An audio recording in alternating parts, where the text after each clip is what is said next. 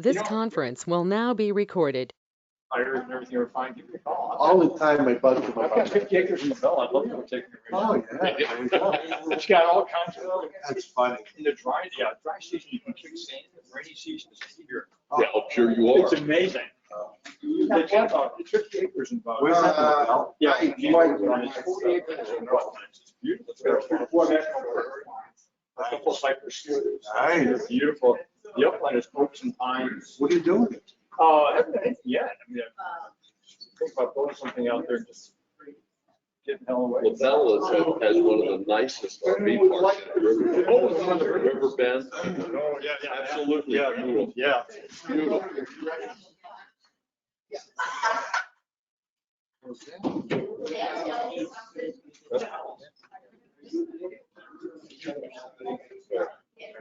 Okay, it's 9:30. I'd like to call the meeting to order. Get ready for roll call. Mr. Blackshear. Here. Mr. Kish. Here. Mr. Jensen. Here. Ms. Holloway. Here. And Ms. O'Connor. Here. And you do have a quorum. And for the audience's reference, this is a continuation of the May, Excuse me? 15th meeting? April. April 15th meeting. 35. Time is flying, but yes. Yes. We've been having fun. And the agenda items will be nothing added to what was on previously and will be covered in sequence. Looking at, we kind of separated those things that we thought that were still open, but would you like to start with Pledge of Allegiance? Yeah. Please stand for the Pledge of Allegiance. I pledge allegiance to the flag of the United States of America and to the republic for which it stands, one nation, under God, indivisible, with liberty and justice for all. Okay. So now we're at the approval of the agenda. And the agenda, as I said, would basically be what was remaining to be discussed at the last meeting. And those being the approval of the minutes, and discussion, continued discussion on the budget disclosure, and we had on there a GIS development, and Mr. Levis is on the phone, on the call, and he'll present a sample of what he's done in one of the other communities. Good. We have, the attorney was asked to take the decorative paper right-of-way usage permit, take out paragraph 2, and you have a copy of that in the packet, and he'll answer any questions. That should be a simple question or issue, and the most difficult one would be the parcel 13 sale. Motion to approve agenda. Well, 1 minute. Should we move up the presentation of the GIS? Well, he would be first now, right after. See his first. Yeah, okay. All right. So, Second. all in favor? Aye. Are there any audience comments on the agenda? Please come up with, oh, we have the mic. Yeah, if you could just kind of stand over by Tony, Yeah. so that they can hear you and identify yourself, please. Deborah Jansen, 205 Sunrise Cave. I'm going to ask once again that the board provide the residents with a cash flow plan so that we know what our future assessments are going to be, so we can either support or oppose the sale of parcel 13.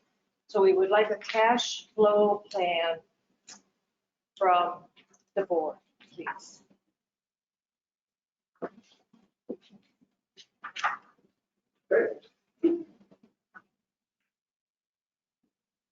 Okay, any other comments? All right, we'll proceed to the approval of the minutes from the March 18th meeting. I have no comments. Anybody else? On the, I believe it's the,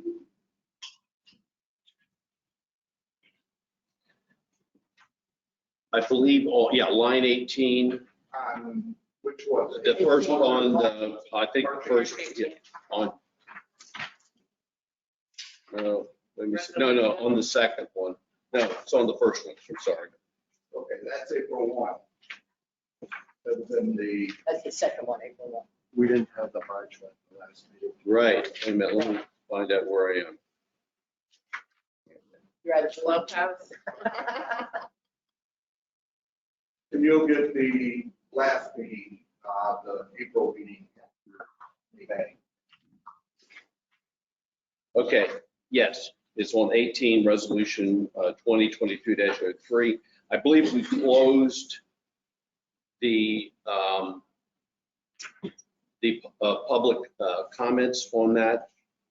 14, we opened it, and then we closed it, and then we, because we reopened it again at the April 1st meeting. So we need to, we didn't, there's nothing in here about we closed public. Never officially, there's no motions, no nothing, just kind of carried on. It is tabled. I thought we closed it. I don't believe we closed it because we continued it for the date and time. Okay. We kept it open because So the we. minutes are at. Correct. That's fine. The March 18 minutes, line 22, just a typo. His last name is Mess. Yes, Yes, not Mies. Okay. And Gattuso is Gottuso. There's no I. G oh, T, O T T USO. Is that right? G T G O T T U That's, S O. Hold on. excuse me? That's what I said. Okay. Then on 41, Dave is talking about the water tank. I don't believe that they said that we had just to replace the roof, the whole tank. Right. So we just take out replacing the roof of and just take out the roof of and so it says replacing a 1990 water tank. Okay.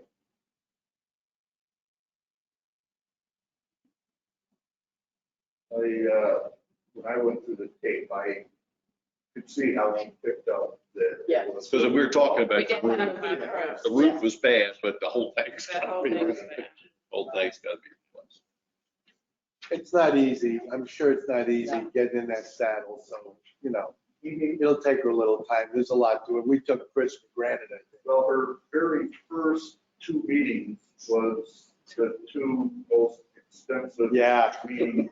I know, I thought about Lucky that. she didn't quit. Yeah. So we did have one, the first person we selected quit because she saw the workload. And so she left after 4 days. Unfortunately, Chris was still there to train. Well, I mean, she's doing it. She's, you know, it's a lot to do. We're good. Yeah. Did anybody else have any? Anything else on the 18th? I move we approve the amended March 18th minutes. Second. All in favor? Aye. Now on to the April 1st.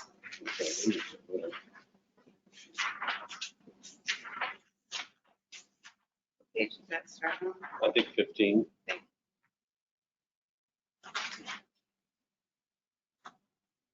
Any comments on the April 1st meeting minutes? I move we accept the April 1st minutes. I second. All in favor? Aye. Okay. So now the district manager report. And that would take us to the budget, and you had a draft budget. I think for the next meeting, there was some suggestions. I did look into a loan as the board directed, and the rates aren't great because of inflation right now. But I believe the that I can get you 3.8. That's great, because they're only gonna get worse. Yeah, he would need a fairly quick turnaround on that. And so I'll have everything prepared for the next meeting. Again, unless the board doesn't want to do it. So if you can make that decision at that time. I think what we're confronted with is, I think we should technically borrow as much as we can at the current rate, because Powell said just this morning, they're going up another half a point. He's talking about Faster. 6 half points. So they even talked about mortgage rates going up to 10. Jimmy Carter here. So I'm saying that because we have some big expenditures we're looking at, and we have until the August meeting. We can't go down, but we can go up. And I think we're going to get pretty close to that, because we need some kind of an idea what these capital projects going into the next 2 years are going to cost. We don't want to borrow money for those projects. They're large. We don't want to borrow money for those next year. I mean, it'll kill us. So I think that I'm suggesting that we're just going to have to roll the dice and hold it back as long as we can till we find out, like the drainage project, things like that, big projects. We've got to figure that out. Well, I'm having banker, or he's your banker. All of the banks we talk to say they want your operating funds to be able to either sell a bond or. Makes sense. And he gives you the best rates, no fees, and a guaranteed minimum of 0.25 on, cash on a daily basis. So we've seen nothing like that from anyone else. So with that in mind, I've asked him for both a $2 million and a $1 million loan. And we'll look at how that'll fit in your existing budget. You might not have to, increase assessments. You're pretty flush right now, and I'm thinking if you do a $1 million loan, you can service that within your existing rates or assessments and pay that debt over 5 years. And then, assuming that everything goes well with parts of it, you'll have lots of cash. Right. So, Plus you'll have a cash flow. yeah. All right, And, I went through the capital project. Yeah. For like, let's say, what's suggested for the first 5 years. Yeah. And it's going to cost roughly about $550,000 a year to start doing those projects. And then I think we're looking at the paving of Stella Mars Yeah. North. We're looking at that tank. yeah, two tanks or one? And it's two, right? There's two. Two tanks. Two It's a replacement tank and a new tank. Yeah. So it'll be double the capacity. So that's a $500,000. Yeah, And hopefully then it gets rid of the other. depending on the size of the loan, would the first payment be deferred to 2024? Or is it going to be? It could. Yeah. Oh, Yeah, you'll set up. Oh, that'd be great. You're just gonna pay more interest, but Yeah, you but can delay it to 2024. pay more interest at the current rate though. Not at the rate in 2024. Yeah. At the rate we buy the money at. Yes. Yes. Now, let me ask you the elephant in the room. This drainage thing for the whole district sounds to me like it's a whopper. And I know we don't have any idea about it yet, but I know we're gonna have some focused on that. But if we don't figure the money for that now, that could be a sinker. I can't remember. Is the drainage in the capital improvements? I don't think so. Yeah, it is. I think it It is. is. But It's in the that CIP. larger capacity, Well, you don't know what direction you're going. So what he's got in there is basically the maintenance of the swales and restoring them to the original, elevations. Yeah. So if, I guess ideally, it would be nice if you could come up with some type of whole system and not have to worry about swales. Now, can I- think it'd be better for the residents. I think. Absolutely. But I mean, it's the timing. Can I ask you, like, how fast can we get this GIS thing accurate? We'll ask. Yeah, so if we could get, I think we all like this GIS thing. Once we see it, we'll know, but if we can get this up to speed quickly and get another engineer from Paul Montez to just focus on this drainage issue, which is half the district issue, I think we'll know where we're at money-wise. I think right now there is another engineer. Yeah. Monte's working Yeah, on. and I think we're on the right track, but I think we need to figure out on the outside what it's going to cost to do that whole project, because we don't want to be borrowing the money a year or 2 years from now. The only problem, unfortunately, It's time. what we, Yeah, well, I know. it's the other thing is, depends on what, I want to say South Florida Water District says that we can do. Right. You know, if they can allow us to do certain things such as, just off the top of my head and wishing, if they could allow us to take the very ends of the caves and dump them directly into that would solve a tremendous amount of problems. That would put a lot of relief on it. Quickly. Yeah. And that way we could, you know, just touch up the remaining swales and they're good to go. But again, it's going to depend what they're going to allow us to do. And that's a big if. Yeah, and the other option that might help decrease that flow is to take all of the road runoff and direct it into one of the ponds. Right. I'm not sure that those ponds have you ever seen them overflow? No. Okay, so there has to be capacity. in Oh, those. yeah. And David can tell you that once he does his, his analysis. Right. But I think he's right. I think it's a two-part thing. I think we need to put relief on the emergency spots, like Mr. Frank's, that area. I think we need to put a relief on those quickly, and then, you know, focus on the big project, and that's what we need to look at. So I'm glad we got another guy coming on board, because it's just too much. It's just way too much. Well, and David can come up with an overall plan, and then by direction of the board, you can say, those hot spot areas, how can we, I mean, you can't do something that's gonna mess up, phase 2 or 3. Right. So it's, he can come up with that. But when is the meeting? They're meeting with a wheel from South Florida soon, right?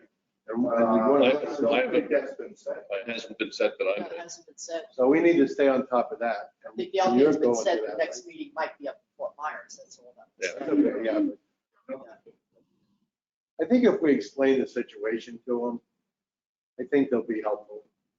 So as far as the budget, we're looking at, for the May meeting, we'll include things that I thought I heard you say. We'll look at, we've already identified how much money you would have available. You don't have to make decisions at that time. You just have to make a decision if you're going to increase or not the investment.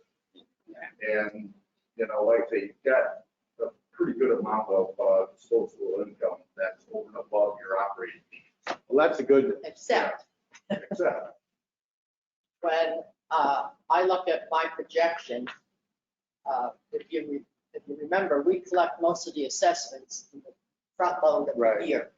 So looking at just the budgeted amount to complete the year of our reserves, we're going to need almost 700,000. right. And that's, again, why, I know, I did that, and that's, Which we have, but I don't want, the last thing I want to do is ever get in a depleted situation again, or a deferment. If you think about it, when Dave put out the CIP reports, he told us 450 a year, which we haven't done yet. You just said 550 a it's not year. going to count. Yeah, and the problem is that number doesn't include this drainage project. I don't know, and I'm not an engineer, but the way it sounds, that's millions. And I think we have to be prepared for it. And we don't want to deplete, if we want to be in a cash position, we can blend the cash with a loan, but the loan has to be the lion's share. If the taxes go up, they go up. We all want to fix it, but okay, but it's gonna cost a lot of money to fix it. And there's no two ways around it. Would you, the one thing that I was recommending in the budget for next year, and if you do have the money in the budget, if you wanted to do it right away, that can be done, but is a GIS system that would identify, you know, and we could go ahead and approve it, then you could look at what you want to make available to the public and whatnot. I heard some concerns about utility information. I mean, we're really just talking about what's underground in front of people's homes and stuff. Nothing inside the plant. What about under the roads? That would be in there. Yeah, I don't know. I agree with the security concerns. Okay, well, and that's a decision you can make later. You've got the information. You'll have two layers. One is available to the board and staff. The other would be available to the public. We're thinking ERUs, ERCs, identify free parcel, and Felipe can tell you the rest. Felipe, I see you're there. Could you say hi or something? Felipe? Is he on Okay. mute? Hi, good morning. Good morning. Are you able to, do you see something that says share your screen? Yes, I do. If you hit that, that should allow you to come right in. And then everyone can see what you've got up on the screen. Everyone online can also. We do have,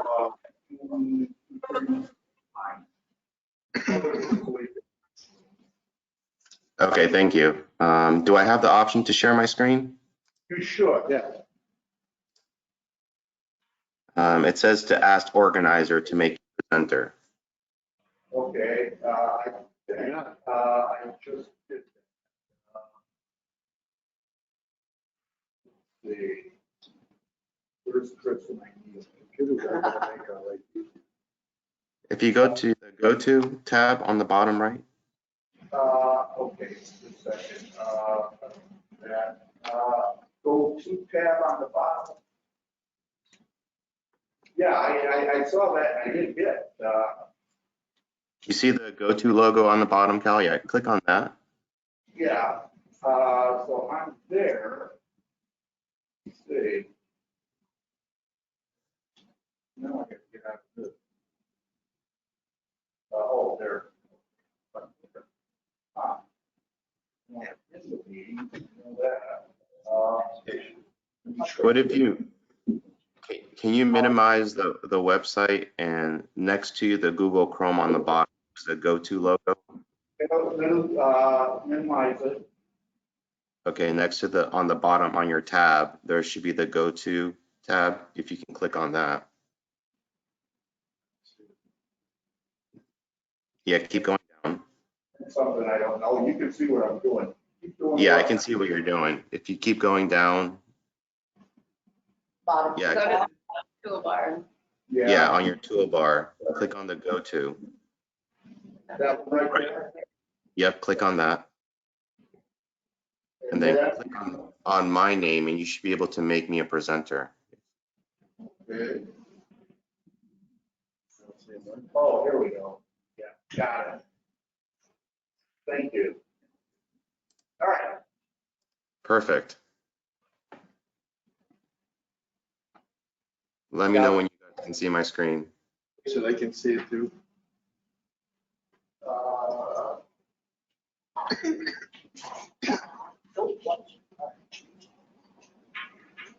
In the, that, Can you guys see that now? Gary? Yes, I can see. you can see it? Okay, all right. Pretty good. All right, everybody can see the screen?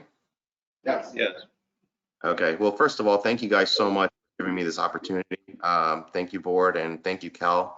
Really appreciate it.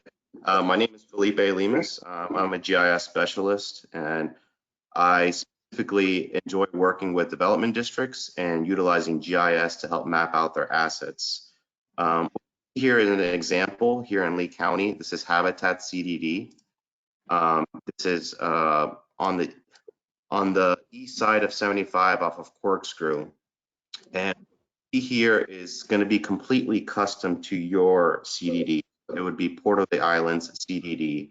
It's a specific application website that you guys will have will have full access to. It will be password protected. That way only you can see it. And Expand your screen. excuse me? Can you expand the screen Is it? so the red line is bigger? It says, Can you zoom in on it? yeah, I can zoom in on it. Yes. Try that. There, that's better. Okay. If for those, you probably don't know where Habitat is, that's a CDE, but the common name for the community is Belterra. Oh, yeah. It's off of Corkscrew. So they're using this now? Yes. Yes, so if you see here on the bottom right, this is a toolbar. What I have turned on right now is the layer list. So when you turn on your layer list, you see here on the left side all the different layers that we've compiled and created GIS for. So, you know, we've been talking, every CDD is different. Every CDD has different assets, but specifically lakes are a really big deal. So we've been able to compile all the assets that are critical to the CDD. So in this case, you know, we can see that there's irrigation, there's drainage, there's roads, lakes, preserves.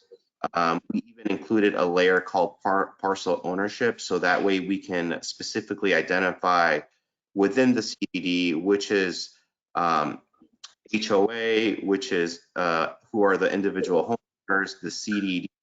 So, and this is all interactive. You can go on here and click, for example, on a lot and be able to identify the owner name, the address, the tax district, and we even include a hyperlink to the property appraiser's website so you can verify that information. And if you, like I said, like I mentioned earlier, it's all interactive, so you can click on a lake and know the perimeter of the lake, the area, the acreage, and the same concept is the same for all drainage. So drainage is important to a CDD. So you can click on a pipe and know that it's 180 feet long. It's a reinforced concrete pipe. At the end of that pipe, you have a flared end, and you have the ID number that we were able to pull together. And we hyperlinked the construction documents to verify that information. So you can even verify that specific construction, that flared end and its ID. A great resource, what I like to call it, it's the ultimate reference guide to your development district, whether you want to show landscape areas, where you want to show drainage, irrigation, you know, for example, being able to identify all the easements.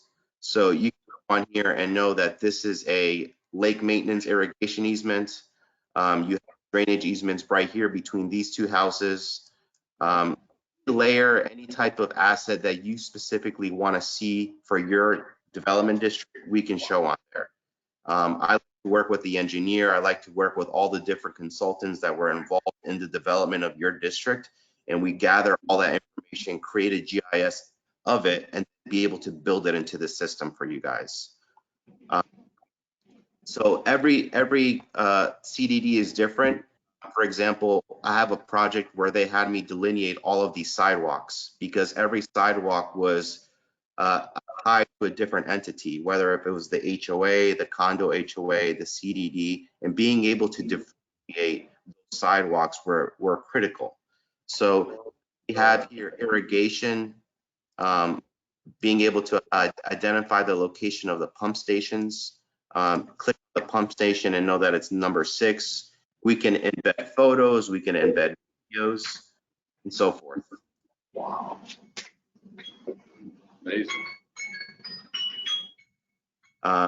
Streetlights, being able to locate all of the streetlights and know if it's a solar light, if it's an LED light, if it's a concrete pole, if it's an aluminum pole, being able to differentiate.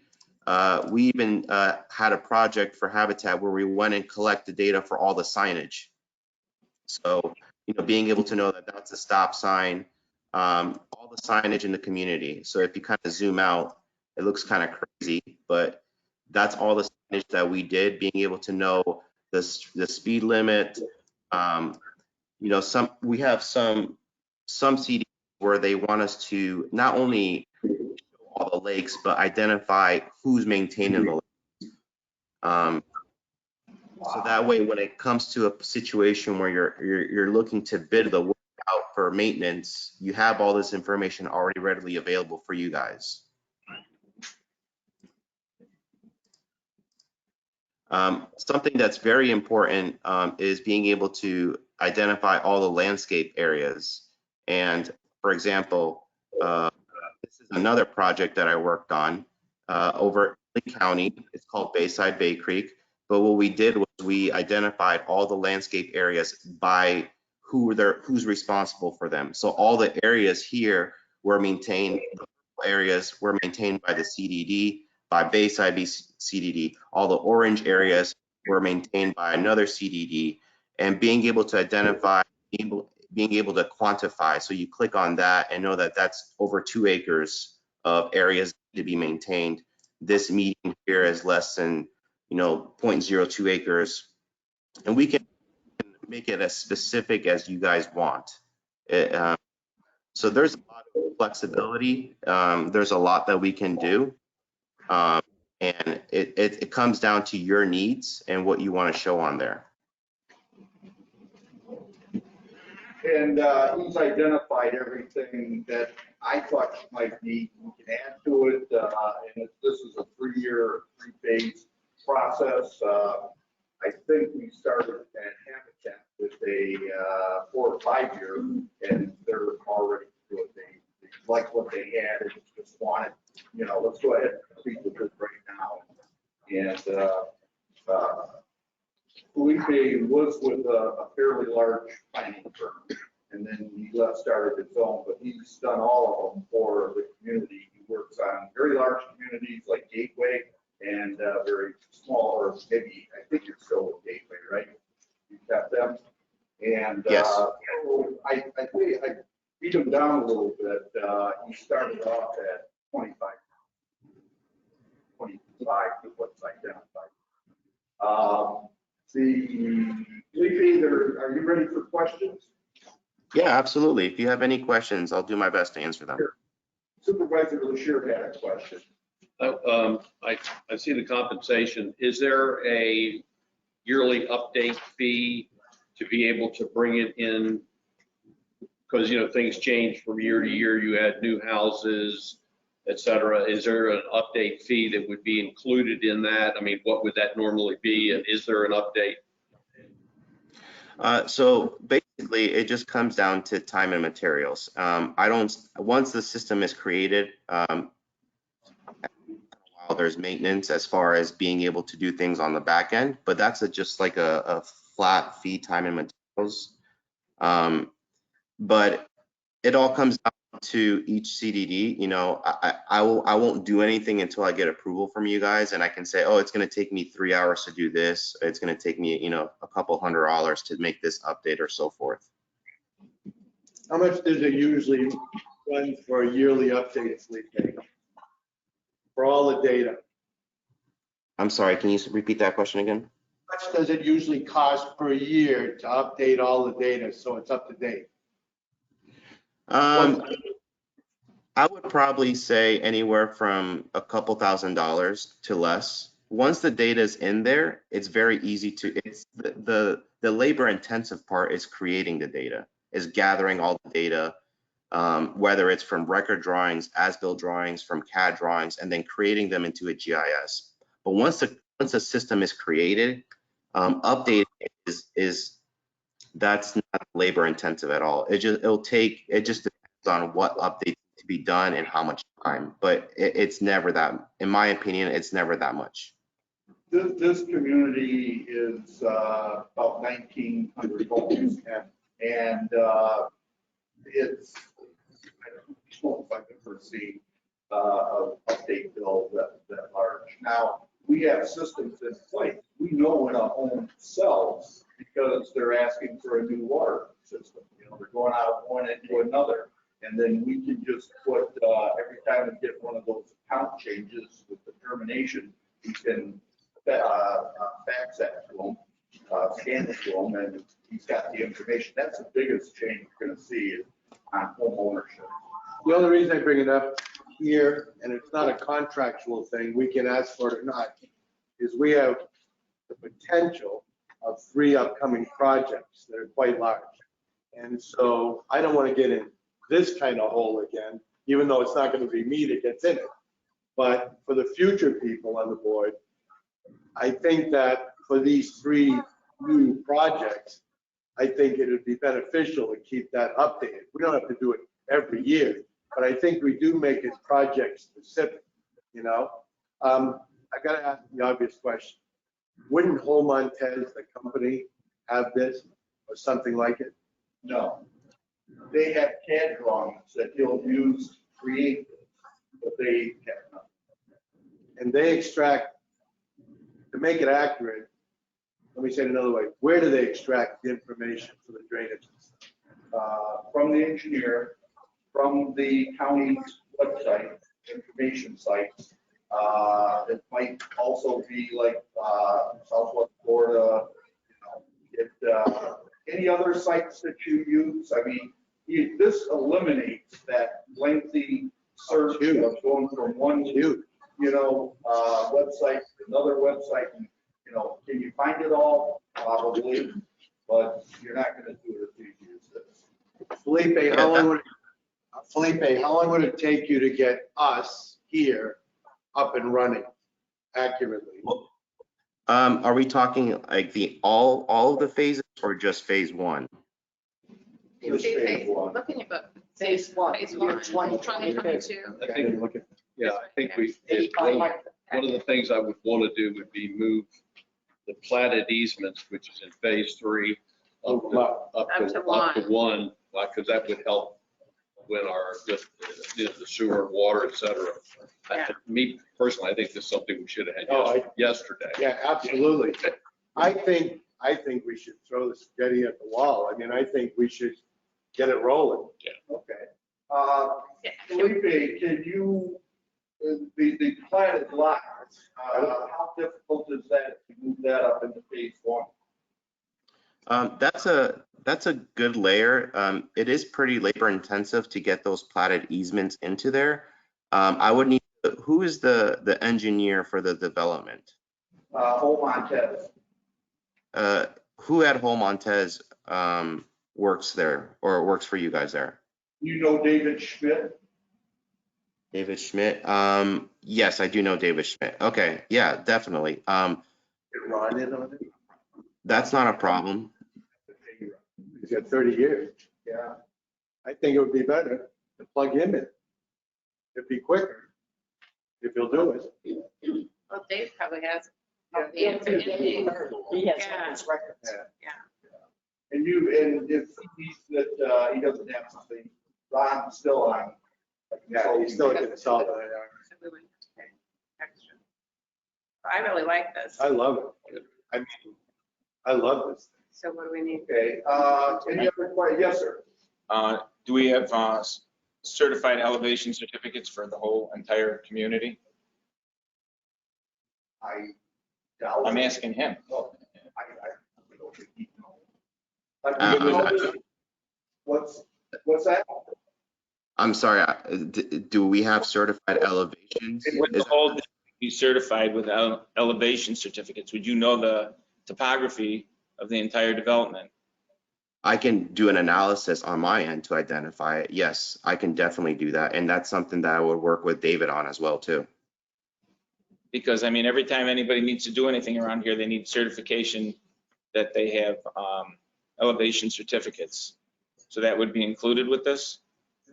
It's currently not included. I mean, that's a separate analysis that I can do for you guys, but that's usually not requested when I put together a CDD GIS, but I can definitely include it in there for you. Where do people get that now, Russ? Mortgage companies. You do it individually. Yeah, but you can find them online. Yeah. If you've got, I mean, I've got an elevation certificate with mine, and I found it online. If you go to Collier County, Once it's done once. once it's done, I mean, and there's quite a few in the county that already have them done. I mean, for the islands that are already done. You just have to click on them and. But if you put on here, I mean, it's a layer. Well, no, if you So can, that but means- you can link to them. I didn't know that if Russ was trying to find out if those people that don't have an elevation certificate Well, I would would get one with this. I would think that would include the swales and everything. You know what I mean? It would be important for, everything's figured into that. And the other question I have is all this information that we're getting, how's that going to save us money in the long run? Is that going to eliminate engineering fees or anything, or engineering time, so that we don't have paying so much for something else as far as research? Absolutely. Good. I think that, go ahead, Cal, I'm sorry. I'm saying it should, it could, I don't know, I mean, he would go to one source. But that's why I'm asking him. It's his business. He should know. You said absolutely, so. Yeah, absolutely. There's so many questions that can be eliminated from going back and forth with engineers, because you'll be able to access the information here. This is the ultimate, this is a living, breathing document for your development that you'll be able to access 24/7, whether it's your phone or through your tablet. And when it comes to being able to bid out requests for drainage, for cleaning, inspection, for maintenance areas, for lake maintenance, you'll be able to pull up this and be able to properly quantify those bids. From my experience, that's been the biggest positive feedback, is being able to properly populate those information for the bids, but being able to eliminate the back and forth between the engineers and those the fields. But keep in mind, your data is only as good as what you put in. Right. And That's right. if you have bad data and he puts that in, still got bad data. He's not an engineer, so that's why I said maybe. I don't think Felipe can answer that question if it's going to reduce your engineering bills. Only the engineer can. I would think so too. I don't think it's any. Got And you can see how confident that Felipe is that it would. He said absolutely. That was his response. But, I think only David can answer that. Felipe, if we decided to go the full Monty Everything. instead of phasing, what kind of time frame are we looking at before we get the end product? Right. It would probably be, it's really hard to say. I mean, for example, phase 1 could probably take me from 6 to 8 weeks or more. But if I were to work with David and work with the other consultants, it could probably take me 4 months if I work around the clock.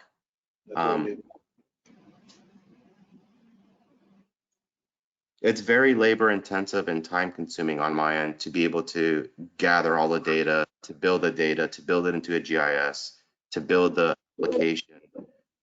It's not something that I like, that I wish it could take sooner, but it takes a lot of time for sure. I wasn't asking to have it done tomorrow, but I just wanted to get an idea so we knew when it would be available to us. That's all I'm interested in. Absolutely. I understand. Are you phasing it, Felipe, the business end of this? Are you phasing this just to ease in the pricing, or are you phasing it because of the workload? Because I think where we're coming from, if it's the pricing, I don't think we can afford that. I think we need to get it done. So if it's the workload, that's different. No, I usually set up the contracts like that by phase because of the pricing. Sometimes a lot of these CDDs get taken back by a $15,000 cost or a $20,000 cost or more. So usually it's a lot easier for me to be able to get the project if I do it by phases, if I'm being honest. When would we have access to it? When you complete a phase? Yes, as soon as I complete a phase, which will probably, once I get the application and domain set up, I can give you access probably within 3 weeks. And then I'll start building the GIS data, the layers. Okay. Well, I'm concerned about what Cal said. How can you get bad data? Where does the bad data come from? I don't understand that.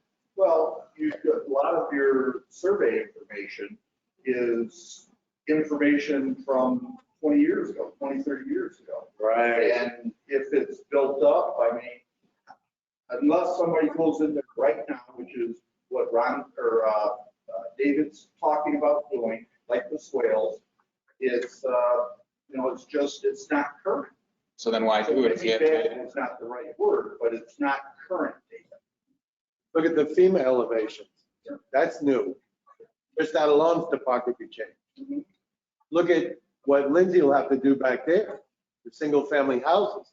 Those are all topography changes, all because of FEMA. So, but that's all updated. But who does that? Who actually does that update? Is it the county? It is. I would think so. Because they have to approve it. And they have to approve that. So it must be the county. I say we just go for broke on this one. Is that a motion?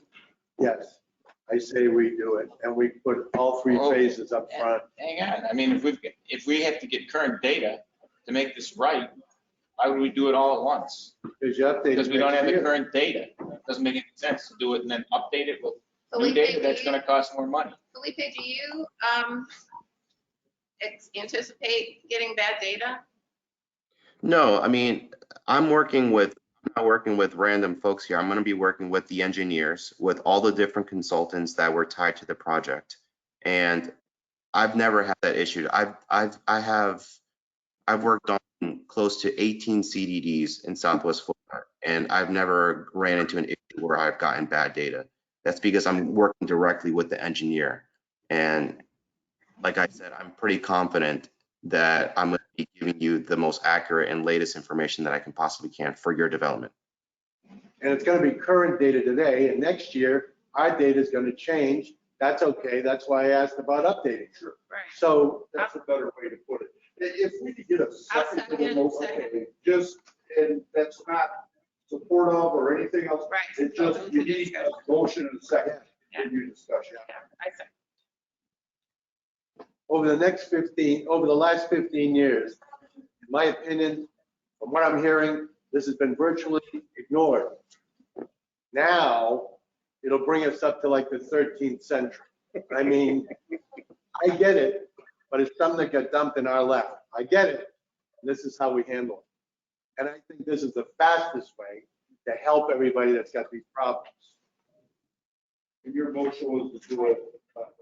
All three phases right up front. The only And- problem I have with that is I want at least to be able to use it. And Well, you will keep be. Stretching out the time before it's going to be available to use it and do all three phases. So he's gonna still do it in sections. he said. Right. Is it, So you- Felipe, is that right? You're going to do like phase one first, even though we're buying all of it Right. at once? Well, yeah, if we're going to go ahead and move with all three phases, I know, I apologize, I didn't get your name, but somebody mentioned about getting the plats, the easements up front. So for example, I'll make sure to work on that in the first phase and not leave it to the last phase. Perfect. But we don't have to wait. I think what Terry's asking, we won't have to wait till you do all three phases before we can start using this. Like when you're gonna construct it, phase one, phase two, phase three, but you're not gonna spread it out over 3 years. No, correct. As soon as it will probably take me a few weeks or maybe a month at the most to get it up and running. And then you guys access to the system at that point. And then in the background, I'll be building the data sets. Right, so it'll be a work in progress, but we'll be able to start using it fairly shortly. Correct. Awesome. So you're going to be using our engineer. Who does the engineer charge for his services? District. Us. So it's costing more than what it does cost. Correct, yes. So, Yes. Even if just we asking. do, Yeah, no, it's that would still- probably be it's true. gonna save us in the long run. Can't do it with that. Oh, good, thank you, appreciate it. Yes, I think you're right. I think it will be somewhat more than what the contract will be, because you're going to have to go to our engineer and get information from him. So, yeah. We have a problem, and it's a real problem. It's a legitimate problem. And I never realized it was as big as it's been purported to be recently. And we're gonna fix it. And it's not us that did it. We inherited it. Well, we're gonna fix it. And what's it gonna cost if we don't do it and all these lawsuits and everything? Let's do it. any other discussion? You have to vote? Yeah. All in favor? Aye. I'm just going to abstain. You can't abstain, council. Then no. Okay, Or so, yes? 4-1, okay. Thank you, Felipe. Thanks, Felipe. Thank you, Felipe. If you could give Thank us- you very much. Take your screen off. Yes. Thank you very much. Yeah. Thank you. Oh, So it's on. Can I just ask, Fish, how come, I thought this is anything, you initiated this. I don't know what the costs are going to be. I have no idea what the final costs are going to be for the community. Yeah. You know, we tell you that the engineer's going to charge us, well, he charges us $250 an hour. How do I know what that's going to be? What does he charge? It's split into both funds. And a lot of it will have a staff. It's whatever the county rate is. I think it's 180. But I could be wrong. This is like 22 grand. But a lot of it. You know, there was some charges from David, I'm sure. I mean, No, but I mean just this. Just that, yeah. It's 22 grand. Yeah. Okay, 22 grand. Right, plus the engineer. Okay. Yeah. I'm in. There's a I county. don't know how much, and he's working right now. No, Getting 22 grand for That'll that. be a pretty good indication. Yeah, plus the engineers. Yeah, he might already have it because he's working on the drainage. for us. He's just gonna transfer CAD files from.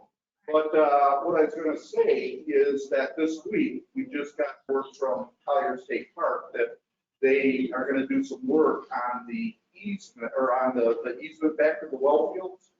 And they're gonna put culverts in there. Oh, So, yeah. On the road? Where the road doesn't wash out. Who's gonna do that? The state park. And they're the landowner. They want to make sure the road or the water flows. That's a huge plus. It is. And so they asked us for information, and David's the only one that can provide it. So I mean, there's going to be a slight charge in transferring that information, but. a lot cheaper than doing the road over. For the benefits. Yeah, huge You're going to benefit. save David's cost in what Mitch has to go out there and, redo that road every time it washes out. Great. We're gonna fix it. We're gonna fix it. That's it. Yeah. We're gonna fix it, the whole thing. And it's gotta be cheaper than the alternative. We're gonna fix it. That takes us quickly to the agreement. You had a copy of it. Where we're at on that is that we eliminated paragraph 2. Tony? you got any- No, isn't it the pavers right away? Oh, yeah, It's the use of, it's almost, it's the use of, this is specifically was for pavers right of way usage permit, but it could cover almost anything in an easement. Correct. And so the provision that was deleted was the provision relating to insurance.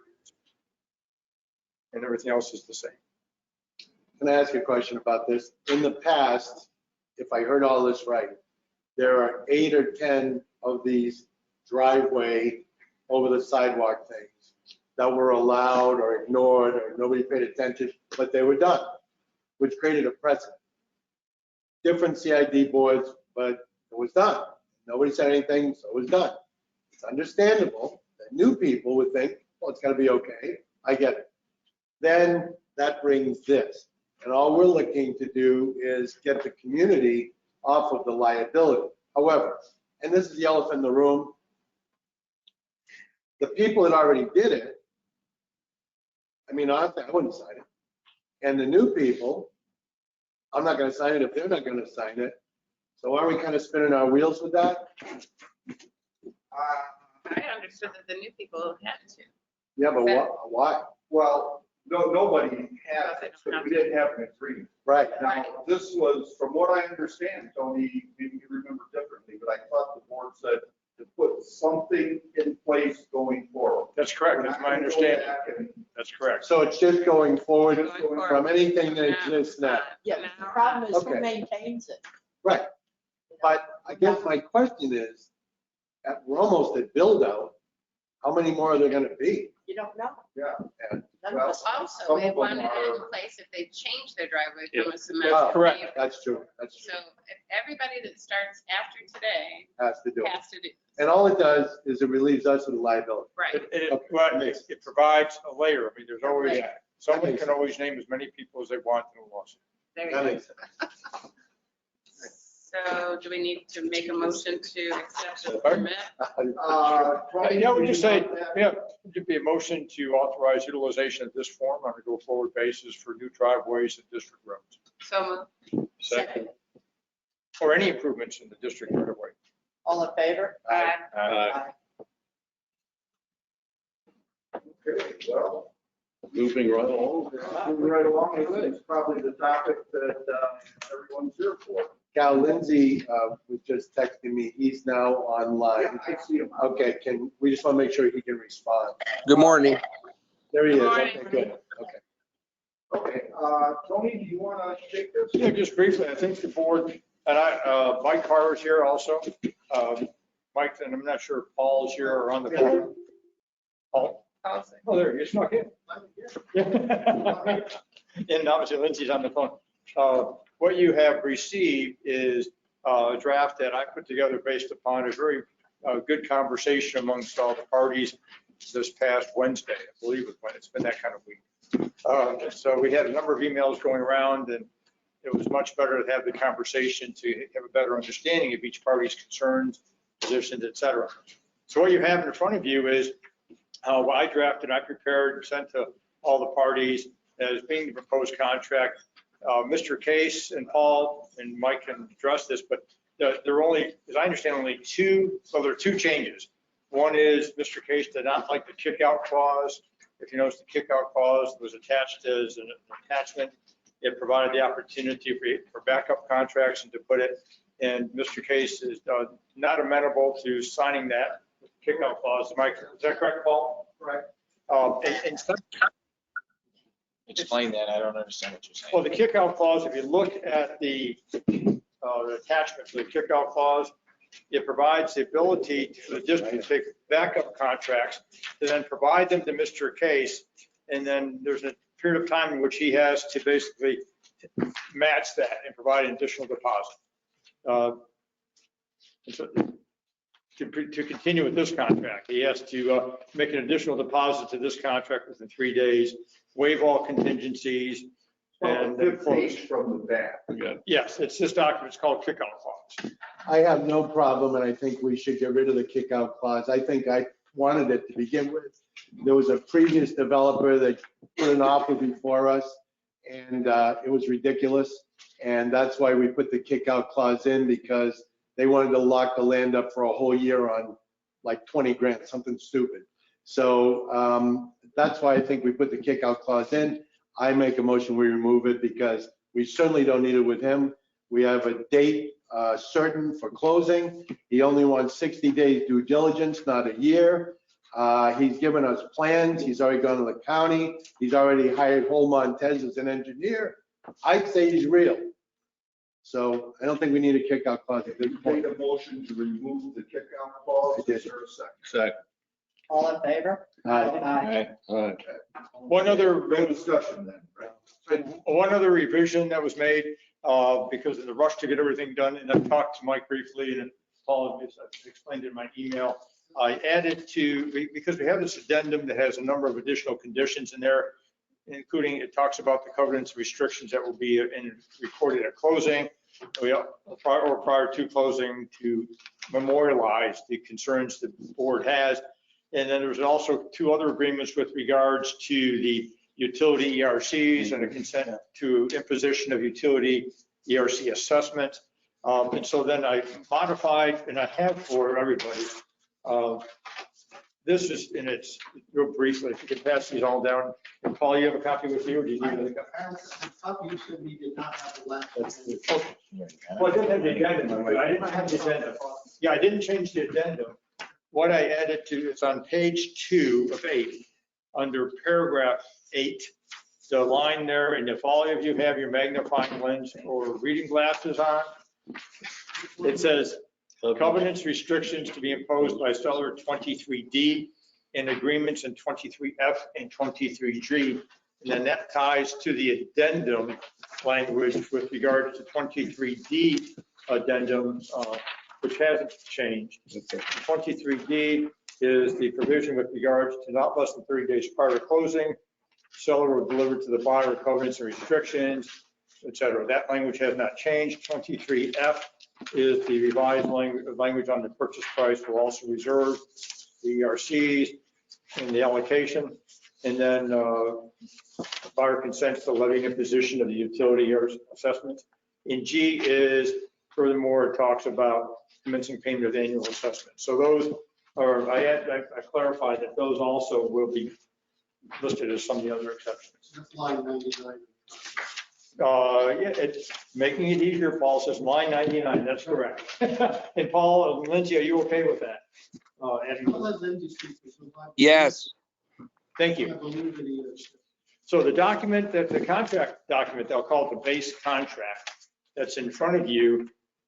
If this has the deleted kickout clause is not included. If you go to line 342, using Paul's methodology, which is the last page, second last page of the sales contract. If you notice, the box is not marked anymore for the kickout clause. Right. And then what I would suggest, so that's been removed. And then the exhibits are the same. The addendum is the same. The document that we would remove from the packet would be the kickout clause page. Tony, Lindsay sent yesterday basically a pro forma showing the flow of cash. And can that be added as part of the? I think it should be.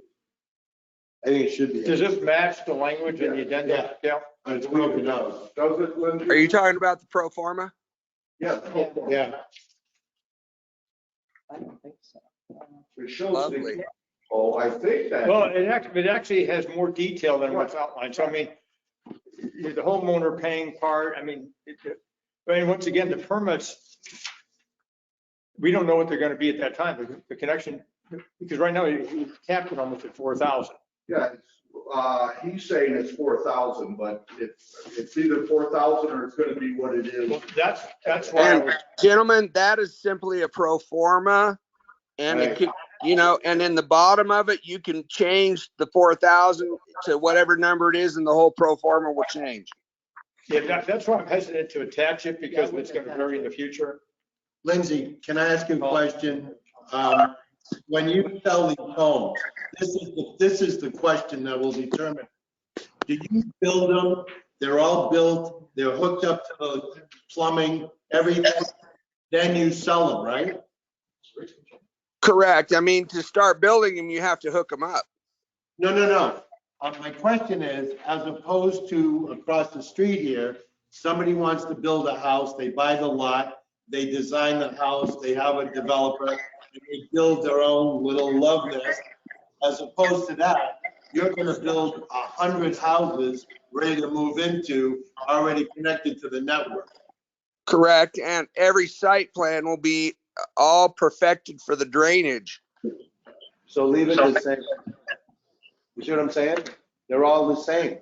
And as I said, during this due diligence, we can refine those needs and the conditions and restrictions.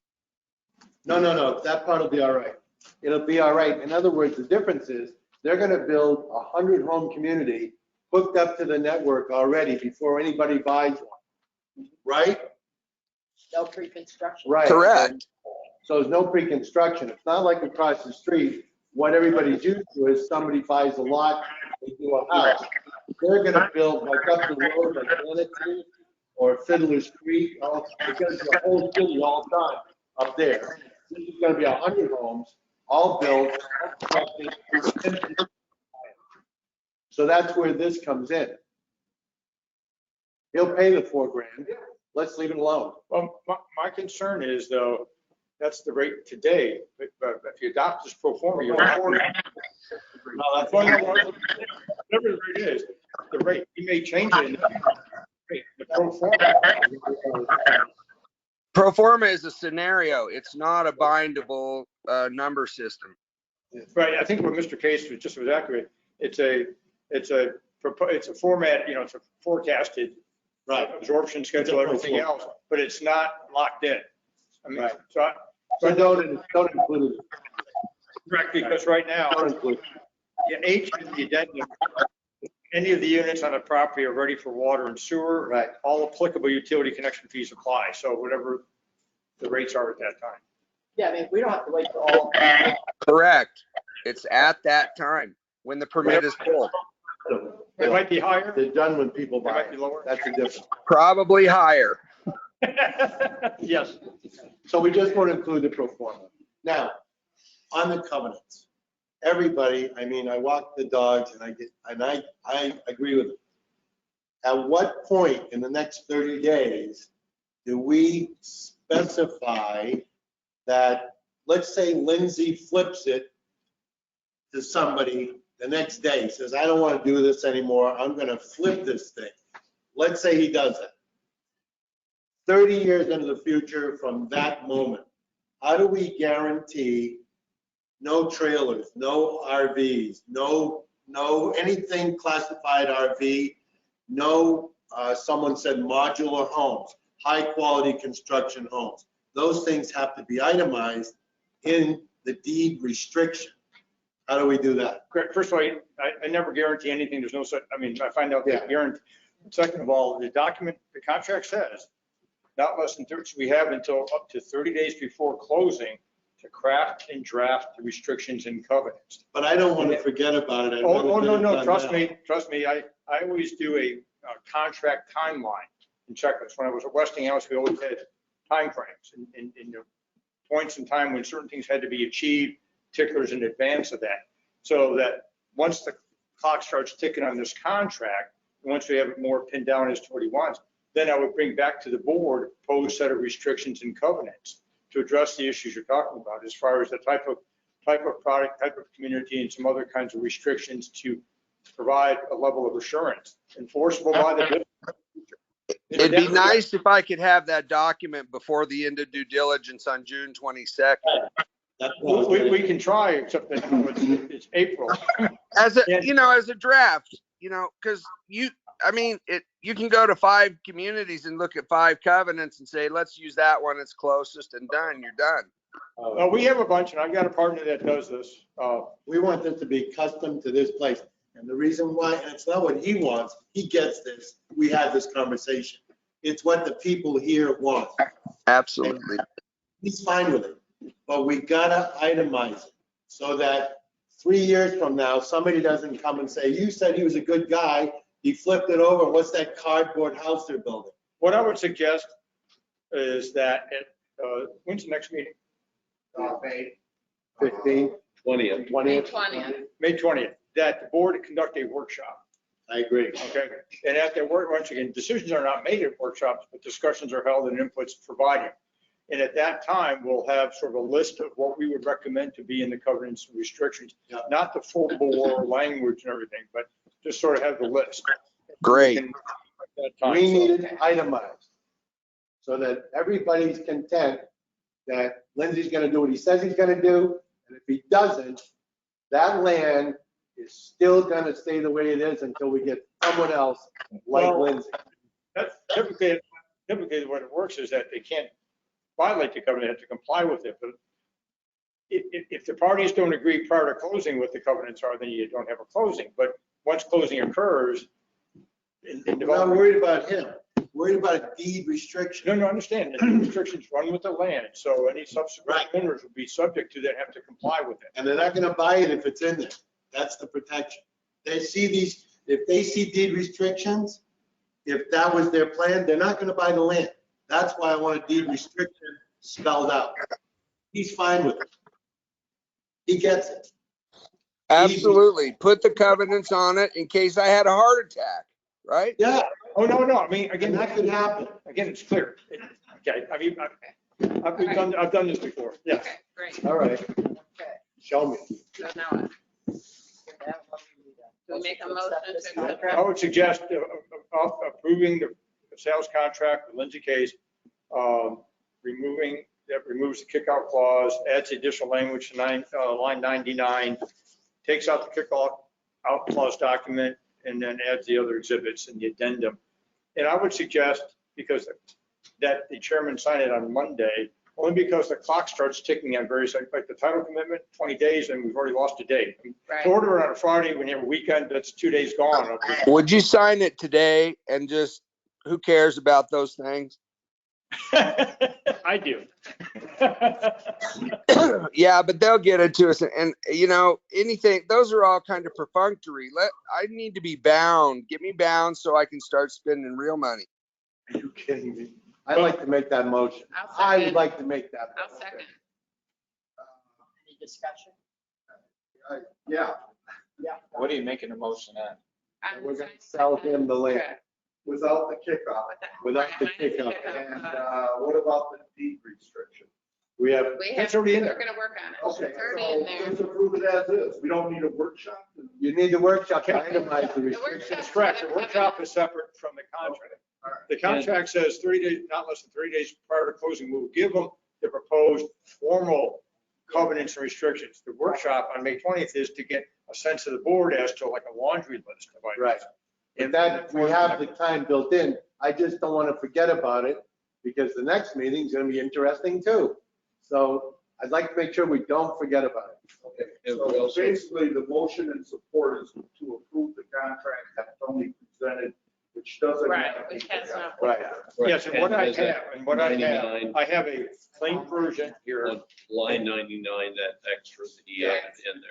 Yeah, that's Which is the in one the- that he. what he Right, the one that we've got here. So I have a clean version for signing. It's not stapled. And then Cal, we would take the attachments to what the board has, Right. everything except the kickout clause page. Right.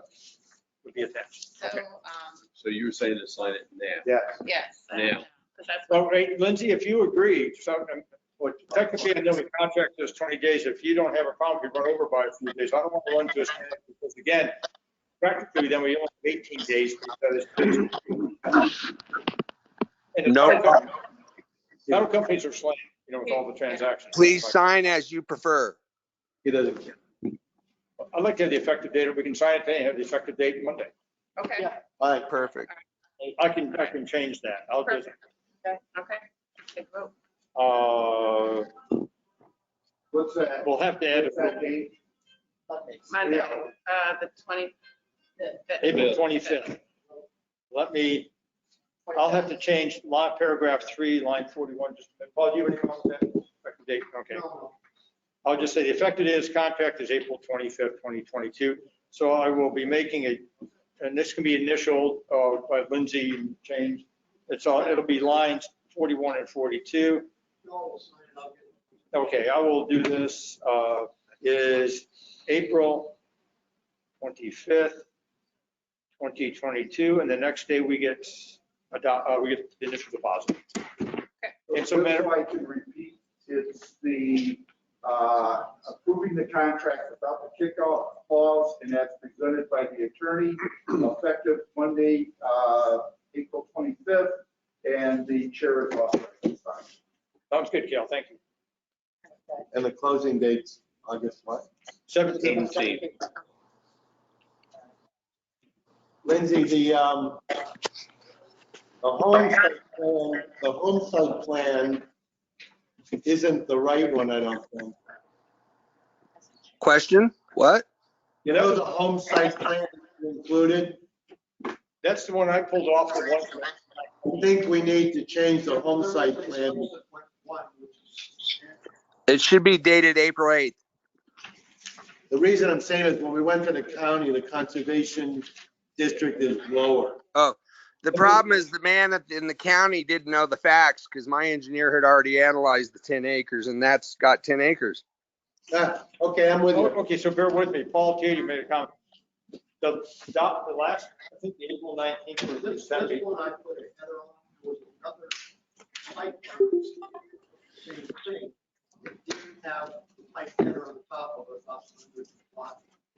Okay, sure. I don't have a copy to provide. Paul, if you can come up here so the board can hear.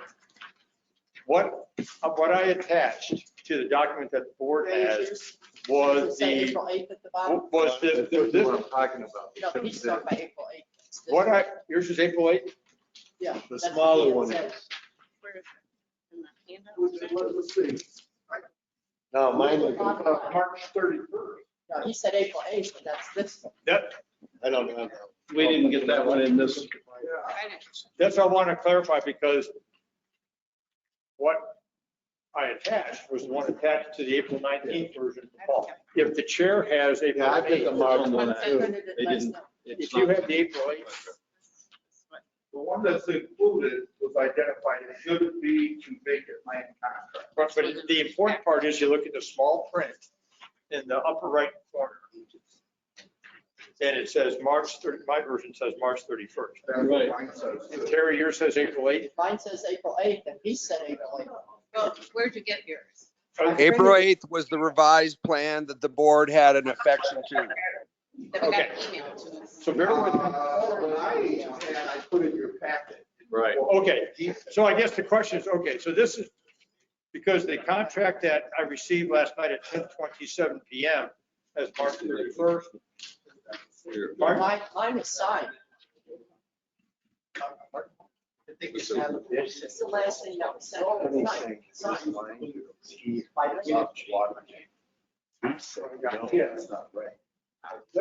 This is a conservation zone. The issue. The one that's in your book, this is not This one was like last night. the original. Terry, can I see what you have? Yes, it's signed. I think last night. Said that last night, I don't think.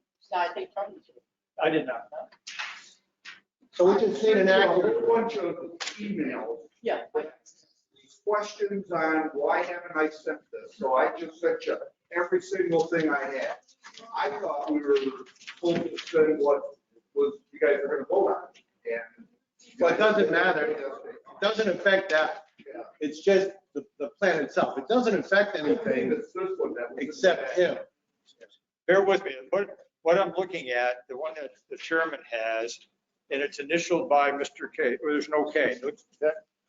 Gentlemen, please, it's this simple. March 31st had no utilities. April 8th had the full integration. Everything else looks the same. Okay. Lindsay, Same. Lindsay, Yeah. the conservation zoning line, according to them, is lower than what we're looking at, which just means you move everything down. Right, but again, my engineer did the numbers, so I think the guy at the county was just giving us an FYI.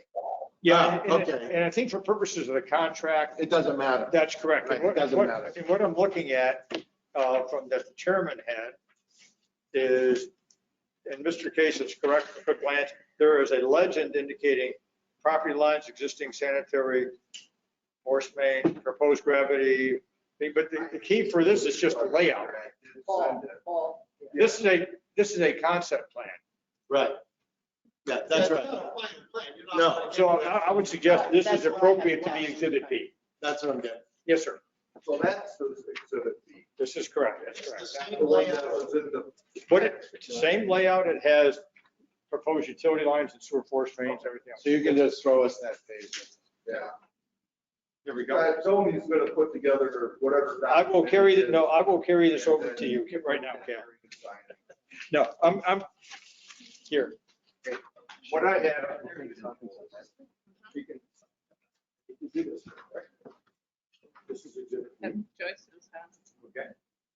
We can make copies right now. I'm doing this Another right copy. now. Did it be? Is that our own choice? If they make a copy now? Oh, so did it be? Well, yeah. You can make a copy right there. Who made that? Let's see, it's not effective until Monday anyhow. Okay. Tony can put everything together, get with Terry, Terry will sign it, and we have somebody that can notarize it. Yeah. It doesn't need to be notarized. Tony, well, Tony, whatever, you're gonna get something done. Lindsay has the confidence that you agree to it and everybody can move on. We're good. Take a vote. You voted, yeah. We got a motion by Mr. Jensen, which I read a little while ago, and that was supported by Ms. Holloway. So, when you're ready to vote. All in favor? Ready to vote, all in favor? Aye. Thanks, Bill. No taking a vote, it's all. Right.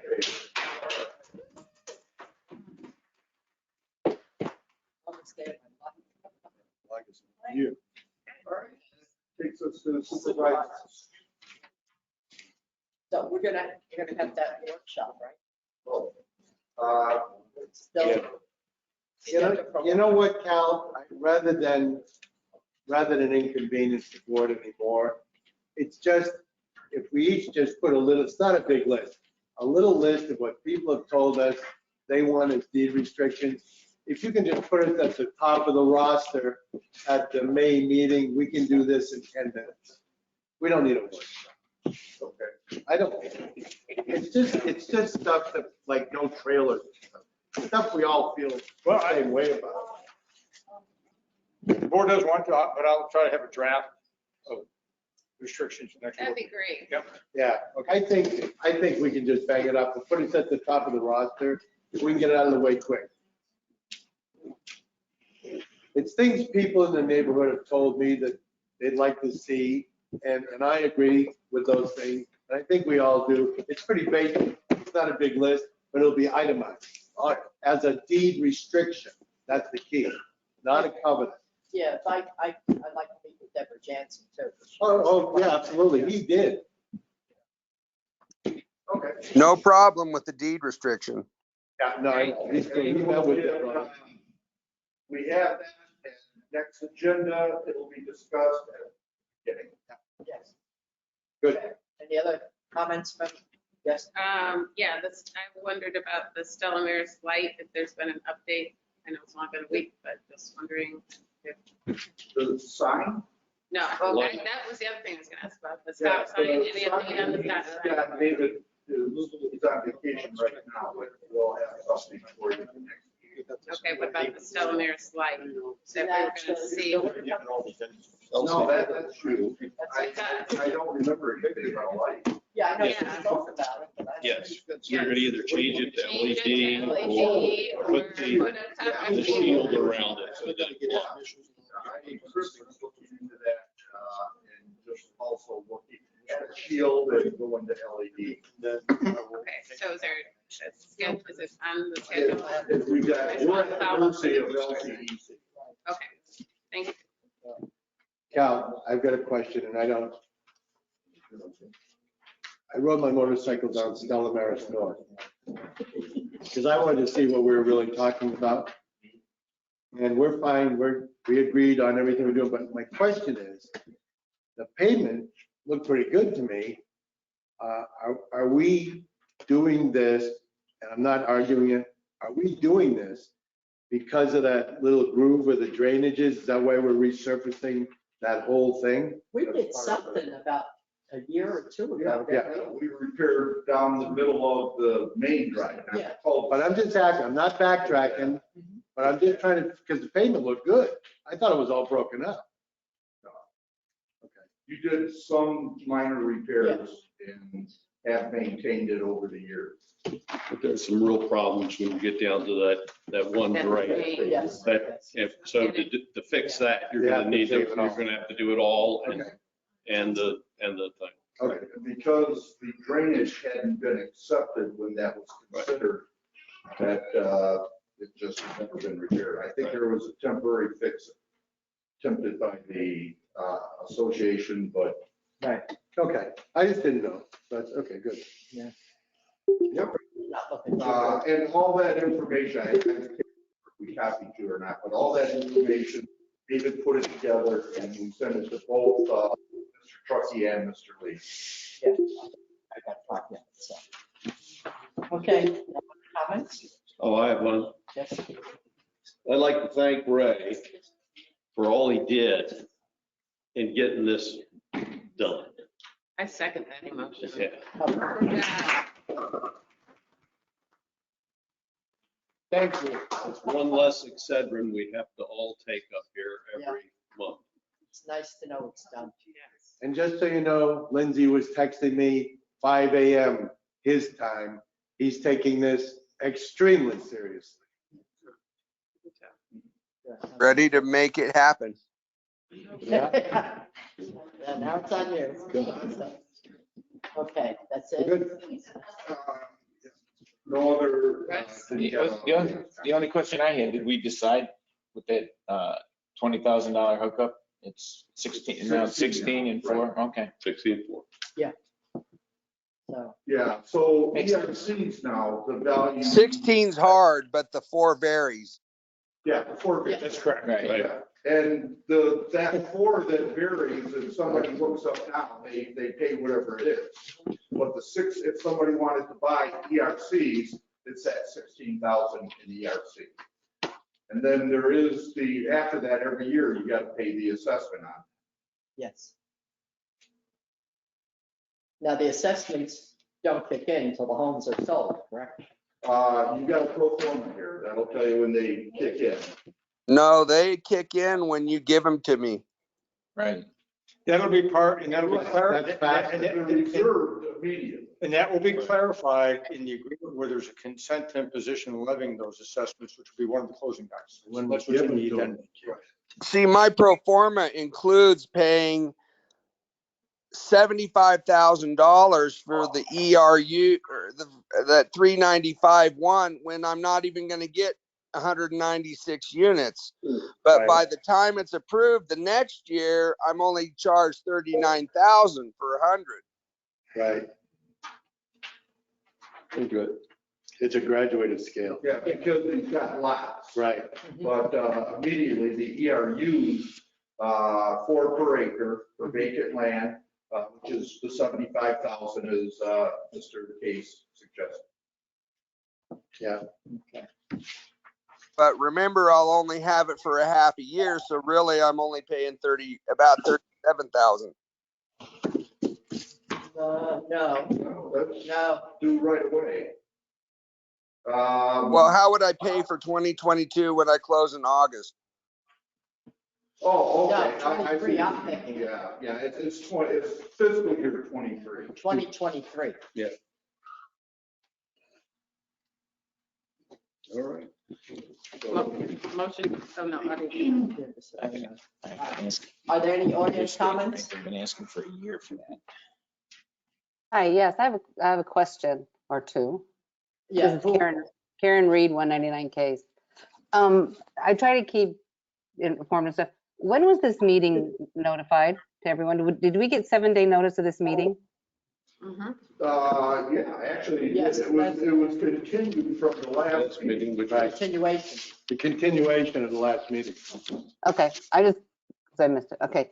And the question I have is, have we looked into self-financing for all these improvements? If we have reserves, if we're supposedly getting 3 million and 2 million and we have this money, why aren't we doing the improvements with this money and then financing it ourselves as opposed to borrowing money? And if we are borrowing money, what's our interest payments?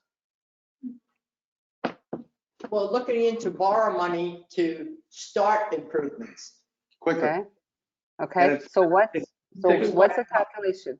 What's the calculation of how much we're going to borrow and what we're paying in interest on this money that we're borrowing? We just went over that earlier. 3.8. I think. 3.8 is the current rate, and we don't know how much we're borrowing until the engineers tell us about this drainage fix. And that's what we're trying to figure out now, but we don't have anywhere near the money to finance that ourselves.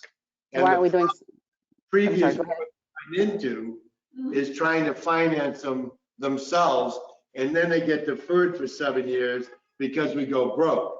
So we have to kind of blend it in, but we're not there yet. well, you have any numbers that you've ran on, because you've said the last time, borrowing $2 million at the Right. interest rate. What would have been the payments at that time if we borrowed the 2 million at the current you interest can- rate you're talking about? No, we're looking into that. Never been heard about it till the last. Oh, yeah, we did it at the last meeting, that's A all. week ago. But we don't I know got- yet. It's Okay, gonna I be- guess that's why I'm asking, because I didn't hear what an interest payment would be. Is it on a monthly basis of what we're paying on interest on that money? Basically, November and May. November, you usually pay a interest payment, and in May, you pay a principal and interest payment. Right. But we can set it up monthly. They'll do whatever. We can set it up any way we want. Yeah, we haven't gone that far. We're not there yet. We don't know the amount yet. Okay, I just thought you might have just ran hypothetical numbers based on current rates, what they are now, knowing that they could go up. Just to have numbers out there for people when they want to ask to see what the numbers are. It confuses people because we don't have an accurate number yet, and a lot of numbers throw around. We don't know how much it is yet. So by tossing them, like yourself, well, you said $2 million. That was then, this is now. So we Right. gotta wait. It's probably gonna go right up till August before we know. If we're lucky. No, I'm not confused. I just was looking for numbers. I thought, so. I'd rather hear high numbers now and knowing that it could possibly go up from that. Well, we'll give it to you when we have a final number. Yeah, That's what makes the most sense. yeah, we don't want a lot of numbers floating out there. We'd much rather be sure of Right. what we're borrowing. But you can go to an amortization table and look up $2 million at 3.2%. Right, 6,000 a month. Right. Yeah. And it'll give you the spread. Well, I'd rather hear what you guys are expecting and for me to sit there and go look up something based on, if I'm not looking at your numbers. I'd rather be given the information at a meeting. Okay, we'll give it to you. When we're ready to give it to you, we'll give it to you. We're just not prepared yet. We don't know the number yet. Okay. And And you have all these different elevations within the community right now. What elevations, are you gonna base it on current, because ours had to be elevated. To six, I think, believe it was 6.2 feet from finished floor, which was the garage. So for this way we have, so that's why I'm just wondering, you're gonna have all these different elevations in there. How are they gonna come about it? Because you're gonna have to get new elevations. that's what the That's what company. Right, that's what the company does. The county has to have that information. When you took out your building permit, or your developer did, it included that FEMA elevation. And that's where the information goes, to the county. And then the GIS people extract it from the county. If you're asking how we are going to do something about it, that's what David's looking at right now to Right. get there's got to be a lot of information gathered so we can figure out exactly how to plan to make it right so that the swales are all, continuous and do what they're supposed to do. And that's the expensive part, and that's what we're working on. Okay. And was there anything ever written or anything that the homeowners were responsible for maintaining the drainage or swales on their lots? I think that was what Cal told us in the past, that previous boards had said that the homeowner would be responsible for maintenance of their swales. But we're revisiting that. Yeah. But this is comments, not questions. All right. That's for a meeting and for an agenda. Any other comments? I think Deborah. Sure, yeah. Just so it's on the microphone. Deborah Jansen. I believe that the residents would like to have some involvement in these deed restrictions for parcel 13.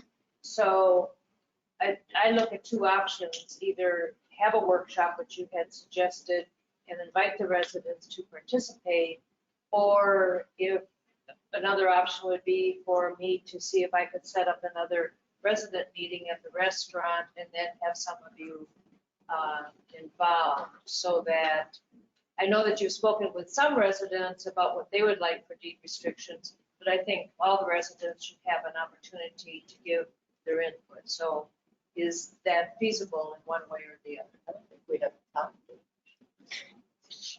Can't they just like give you a scut list like what we're gonna be doing, and then just you give that scut list to us?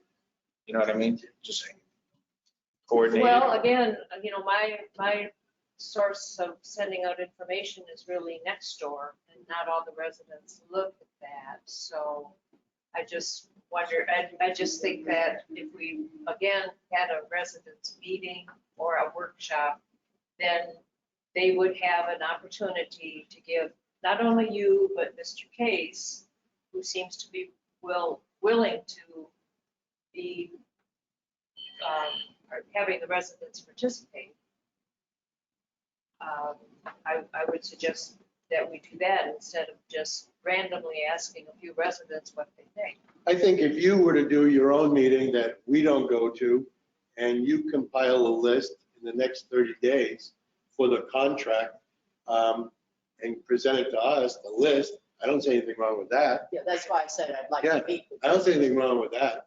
I think your input, that's why we're doing it. Yeah. And I don't have a problem with that. It's just, what happens is, at your last meeting, which was highly successful, except for one thing, there were a lot of people there that were just wanted to complain. There were a lot of people there that didn't care about the land. It made it obvious. There were a lot of people there who wanted to build skyscrapers, and it got convoluted. It was a highly successful meeting. So if you want to do another one, I think you should. And I think you or someone that you designate within 30 days, because we're under a time crunch for this thing, for the contract, you just, maybe for the 20th meeting, if you give us a list of the top priorities, understanding that it can't be like 100 different things. But if it's like no modular homes, I agree with that. Nothing that's designated RV, which means park models, trailers, plus, I agree with that. Anything you can think of, yes, I think we should have that info. But Yeah. I think all No parking on the street. listening to Yeah. the community. yeah, Lindsay just commented. Yes, Lindsay? Lindsay, what'd you say? I said maybe one of the covenants is no parking on the street overnight. Yeah, so, I mean, he's open to it. I've never seen a developer be open to this stuff. They usually tend to go to him. It cost us deals. But I have a question for Lindsay. Would he consider an HOA for your development? Because I mean, if it's needed, it would be something that would be derived out of the covenant process, and then we would create one as necessary. Do you want another group at your table? No. We're talking about, With the wrong cat there. yeah, we're talking after when it's finished, you have an HOA. The reason I'm going to say that is because the problems we have down in Sanctuary Point are because they do not have an HOA. There is no one to enforce any of the laws, and therefore it's a problem. Now, with places like our development with Stella Maris, we have an HOA. We have rules that are enforced by us. Same thing with the villages. Same thing with Evening Star K. Over here in Orchid Point, we all have that. So I would consider an HOA at the end when you put it together, so that you have somebody that actually can control, your section and who we can actually talk to. Lindsay, if you can Yes. imagine, when I took you down through those new houses you wanted to look at, all those streets, all those $1 million homes have no association. And to my knowledge, the covenant have now sunsetted. So they have no rules, like the Wild West. Well, remember, I'll have deed restrictions. I wanted to approach it where you wouldn't have another group that was complicated. And when it's engineered up front, then it really is it's something that becomes part of the district.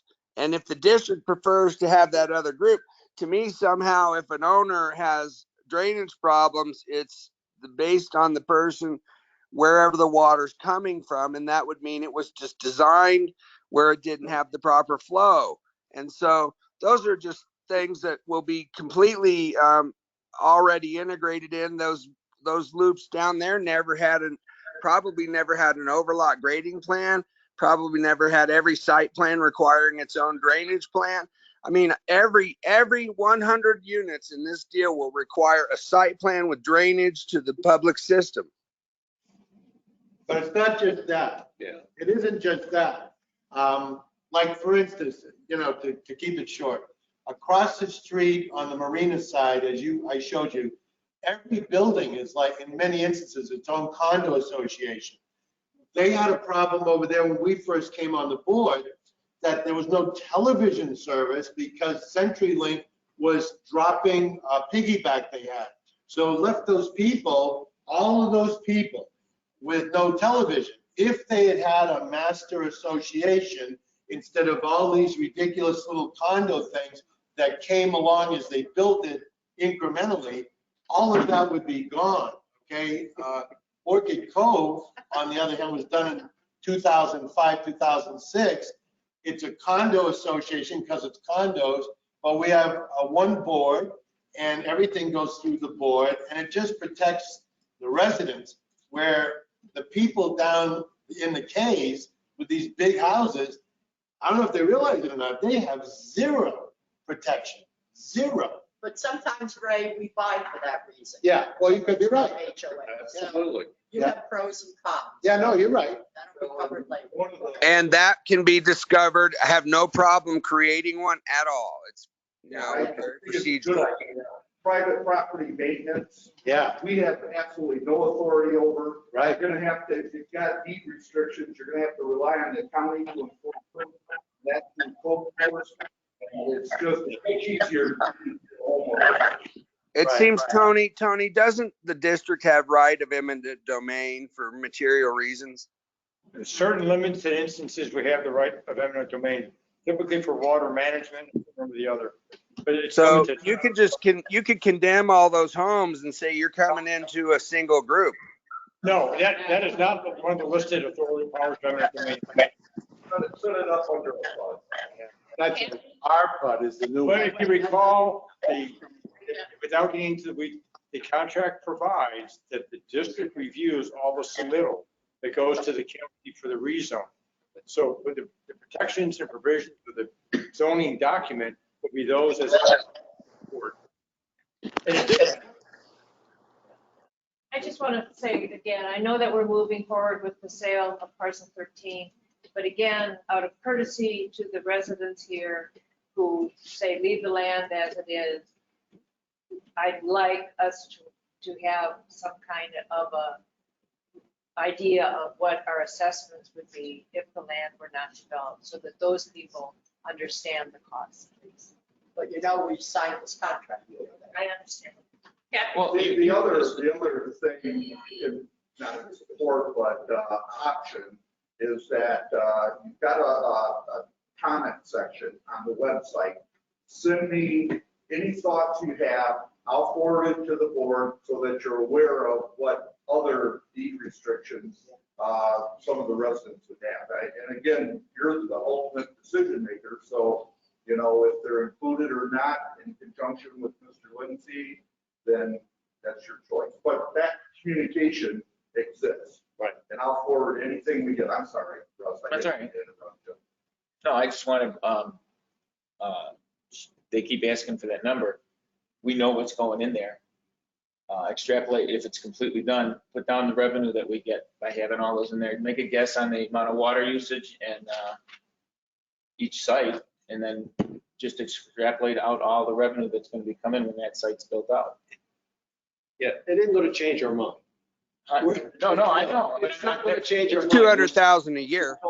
Since the beginning, we're selling it. That's what we've done. We voted on this a year ago to sell it. We're gonna sell it, and we just did. I'm just trying to prove to them that it's a positive. It's a done deal. Yeah. Let's make one more comment. Even if parcel 13 were not an issue, the residents here would like to see a cash flow plan. they would like to know if and how their assessments are possibly going to go up again. That's what the residents. Well, what you were asking for was what if we didn't sell it? That was the thing. I heard it at the meeting. They wanted to know if we didn't sell it, how much would it cost for them to bring the assessment up so they didn't have to sell it? That's not happening. It's sold. We're selling it. Which brings us more revenue. Yeah. Which chances are it won't raise your assessments. Provide a cash flow plan so people in that association know about when they have to repay their street. And that's what all residents here would like to have. Kathy? Kathy Oswald, Sunset Condos, Lakes. I'm backing up because everybody's all over the board. By the time I was recognized, I'm going back to the HOA and the need for an HOA. And that being, Lindsay, it's not just water Right. and everything. It's, if you don't have an HOA, somebody wants to paint their house purple and the other one wants to paint it pink with orange polka dots. They can't. Yeah, that's right. Unless there's a deed restriction. No, that doesn't have anything to do with deed restrictions. That's homeowners deciding what they want in their particular community.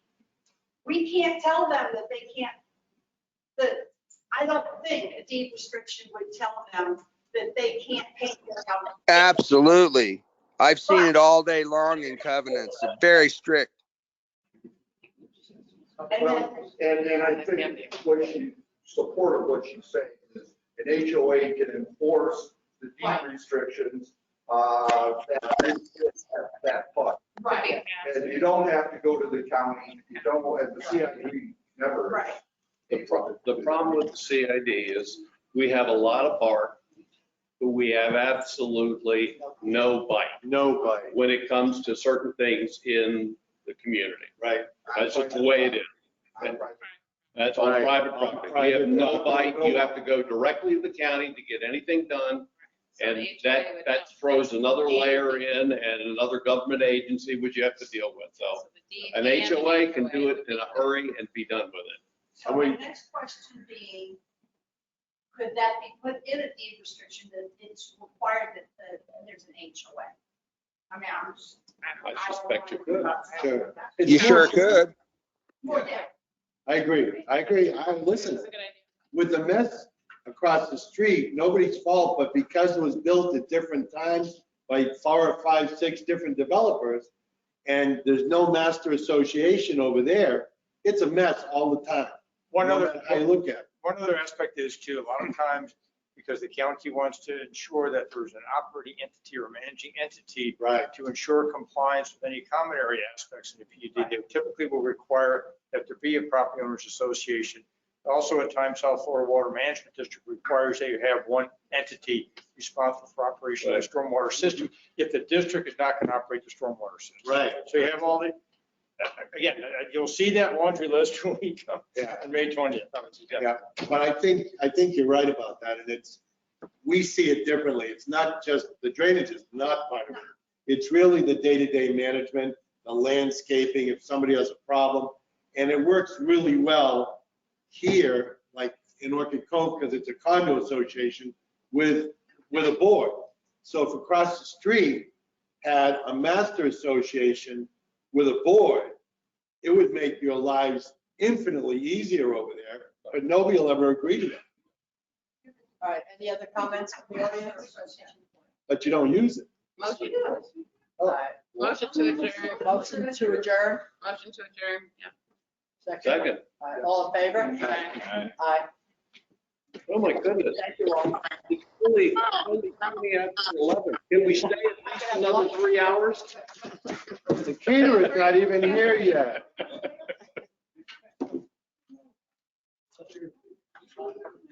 This conference will now be recorded. Take that.